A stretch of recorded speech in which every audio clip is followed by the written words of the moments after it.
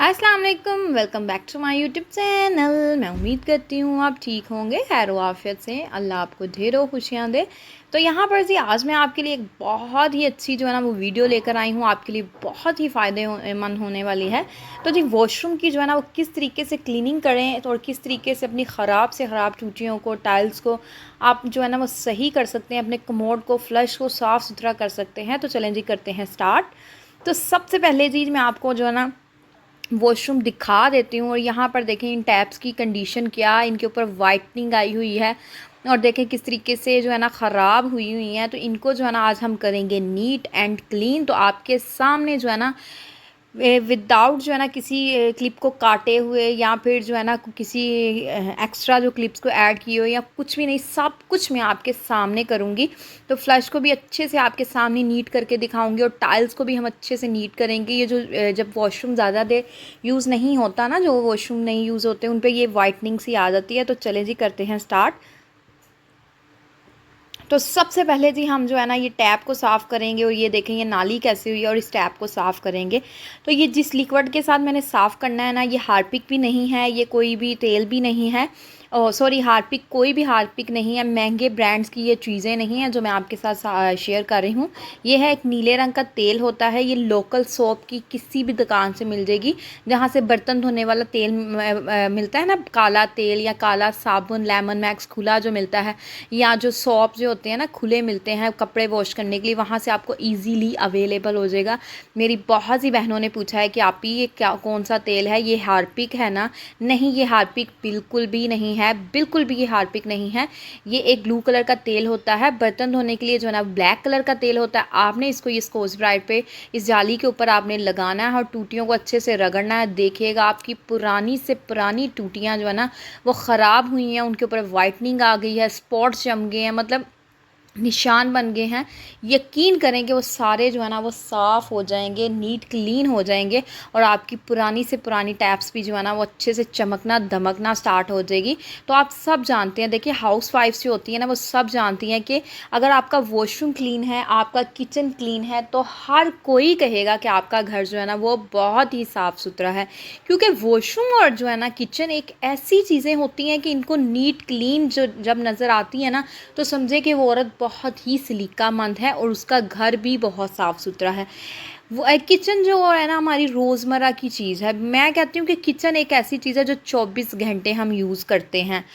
देखें, कभी रात को पानी पीने जा रहे हैं किसी किचन में जा रहे हैं, चाय पीनी है किचन में, खाना बनाना किचन में, खाना खाने के लिए जा रहे हैं तो किचन से लेने के लिए जा रहे हैं। मतलब किचन एक ऐसी जगह है, मैं कहती हूँ उसको 24 घंटे आपको साफ़ सुथरा रखना चाहिए। और ऐसे ही वॉशरूम भी है। देखें, इसमें कोई शर्म वाली बात नहीं है कि वॉशरूम तो इंसान यूज़ करता ही है ना, टॉयलेट करने के लिए, शावर करने, मतलब कि वॉशरूम जाने के लिए, नहाने धोने के लिए, सब के लिए वॉशरूम यूज़ किया जाता है। लेकिन अगर वॉशरूम ही गंदा हो, चिपचिपा हो, टैप्स जो है ना वो अच्छी ना हो और फर्श इतना गंदा हो रहा हो, तो कितनी बुरी बात है ना। तो अपने वॉशरूम को हमेशा क्लीन रखें। तो ये देखें आपके सामने ये टैप बिल्कुल ख़राब। ये वॉशरूम जो है ना हमारा ड्राइंग रूम का वॉशरूम है, ये कम यूज़ होता है। तो कम यूज़ होने की वजह से डेली इसकी क्लीनिंग भी नहीं होती, एक दिन छोड़ के एक दिन जो है ना मेरी हेल्पर जो इसको क्लीन करती है।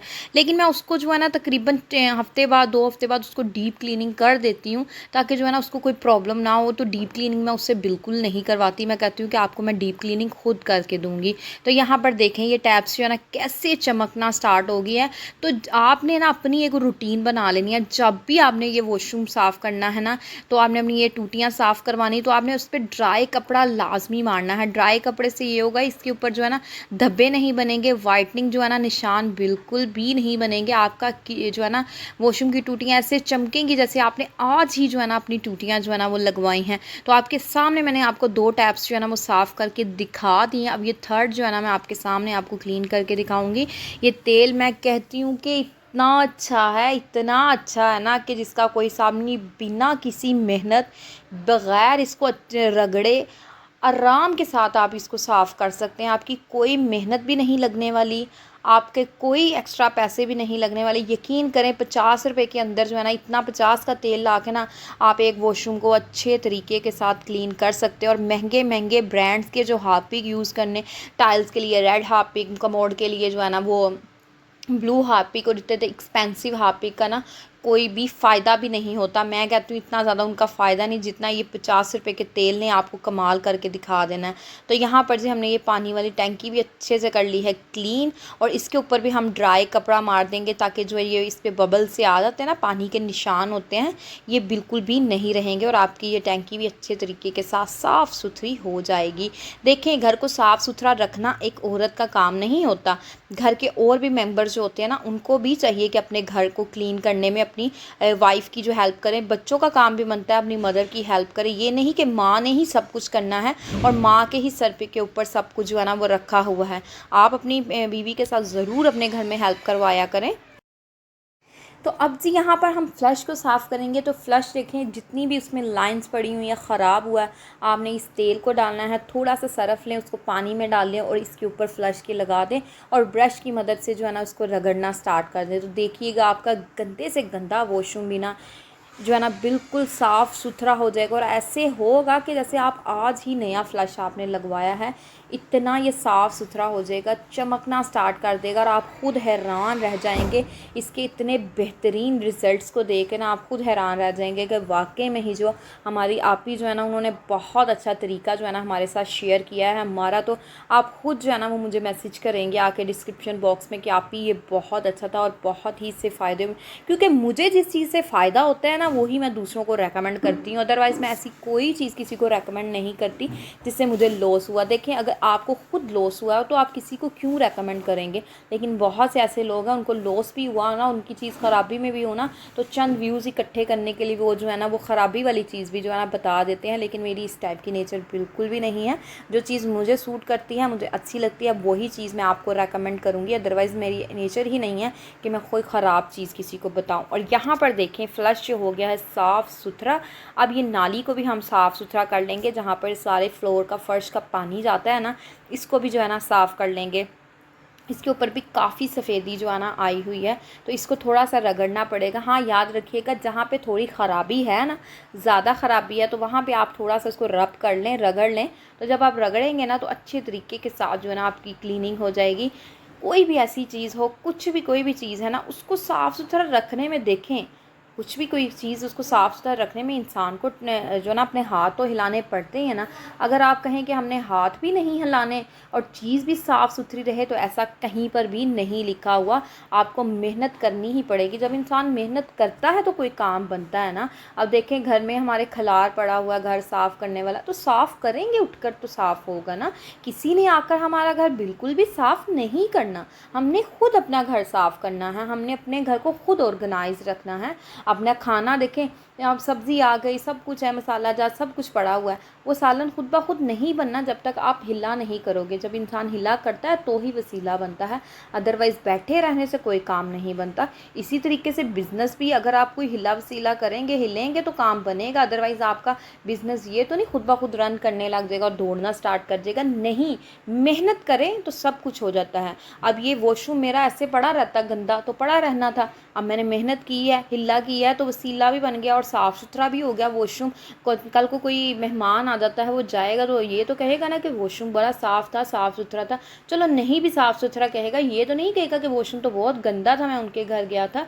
तो ऐसे नहीं करना, आपने अपनी तारीफ़ें करवानी, अपनी इंसल्ट बिल्कुल भी नहीं करवानी। तो इस 50 रुपये का तेल मंगवाएं और अच्छे से सारी टाइल साफ़ कर लें, अपनी टैप साफ़ कर लें, सब कुछ जो है ना वो साफ़ सुथरा कर लें, ताकि जो है ना दूसरा देख के ना हैरान परेशान रह जाए कि इन्होंने अपने वॉशरूम को चमकाया कैसे। तो कैसे चमकाया ना, इस तरीके से जो है ना आपने बनना है। तो यहाँ पर देखें, आपके सामने मैंने सारी टाइल्स भी साफ़ कर ली हैं और ऑलमोस्ट सारी हो चुकी हैं और फ्लश भी हमारा साफ़ हो गया, हमारी टैप्स भी साफ़ होगी, पानी वाली वेंटी भी साफ़ होगी।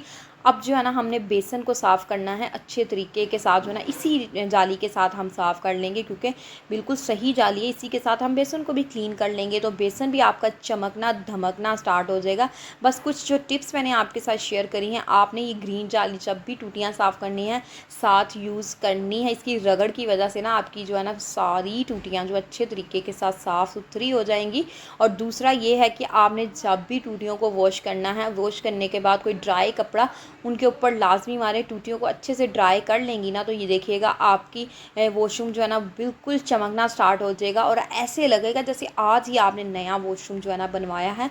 तो ये बेसन वाला जो एरिया होता है ना, यहाँ पे सोप का ज़्यादा यूज़ होता है। जैसे फेस वॉश किया तो छींटे गिरे तो वो साबुन के छींटे जो गिरते हैं, तो साबुन के छींटे जो गिरते हैं ना उसकी वजह से जो है ना काफ़ी वो ठीक वो हो जाता है, किसका कहते हैं ना कि वो, अब मुझे वर्ड बोलने नहीं आ रहा, क्या हो जाता है, स्लिपी सा हो जाता है। तो इसलिए जो है ना ये रगड़ेंगे ना, आप ग्रीन जाली यूज़ करेंगे तो इंशाल्लाह आपका बेसन भी चमकना स्टार्ट हो जाएगा।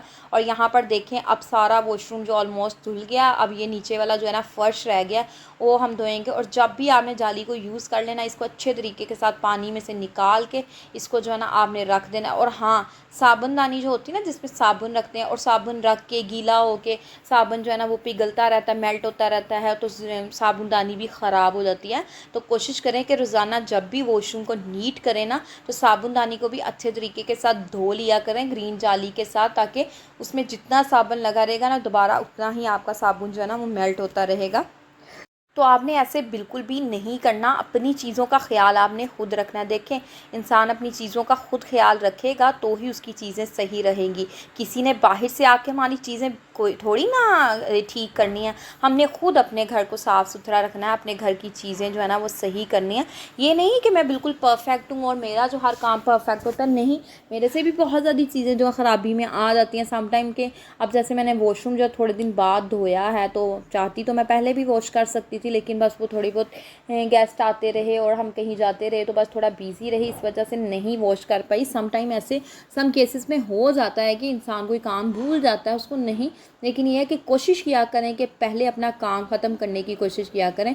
जब इंसान का काम ख़त्म हो जाता है ना तो उसको पर्सनली तौर पे बड़ी सेटिस्फेक्शन जो है ना वो फ़ील होती है, सुकून राहत महसूस होती है।